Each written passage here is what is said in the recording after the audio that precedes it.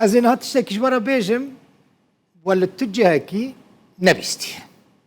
چیه؟ از اجبارا بحثا تشتكي دنيا شاه جنا بريطانيا اليزابيث دوغان بك او جي فيستاني وي بكانيه جبوما كردان جالكي جرينجا دفي حركس بزانه چيه كردكي سوري قماش فيستاني وي تشيكريا ناوي ويجي ابراهيم قاسم ايوبيه ج كردين شاميه جمالباتا ايوبيانه كنجو تشيكريا ده سال 1950 دیان ده یعنی بری هفته سالی او قماش جو چیکریه جوارا بحثا چیروکا بی جاویش بکن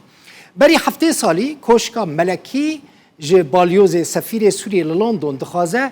قماش بورکار یعنی بروکار یه شامی ج الیزابت را چیبکه لسر قماش نقشن چوکن عاشق و معشوق هبن دماکو هف ماش تکن لسر وی قماشی هبن او نقش ایرو وکا نقشن ملكه تينا ناس كرن بريطانيا بنجها وي قماشي سبيا نقشن چوكن عاشق ومعشوق بزير عيار دانزدل سرهاتيا نقشاندن تمني وي قماشي ونزان چقاسه 3000 سال كفنه ناوه قماش بروكاره بروكار جي ناوه كي كردية يعني كار برو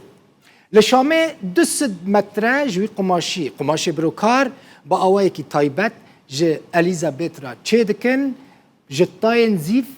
زیر و حریر اصلی چه دکن و دشینن لندنه کنگی بری هفته سالی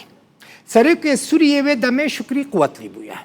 قماش کوهاتی حاضر کرن لشامه دشینن لندنه اف او قماشه لورجی دیزاینر کی تایبت بناو نورمان هارتنیل جوی قماشی کراس ددرو به کریستال دخملینه 10,000 حبن لؤلؤ بيرل لسر بجيدك إبراهيم قاسم أيوبي أو كردي قماش الشاه جنا إليزابيث تشيكريا خلقي طاقة كردانة لشامي يك بسبورين تشيكرنا قماش بروكار بويا مالباتين كرد لشامي وكا بنمالا أيوبيان بنمالا زازان د بازرگانيا وي قماشي دا گلكي نافدار بون او قماشه کو جی فیستان هاتیه چه کرن و بری هفته سالی الیزابت او فیستان خوکریه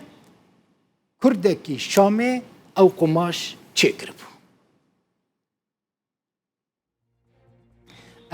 او قماش بو تماشاوانی نیشان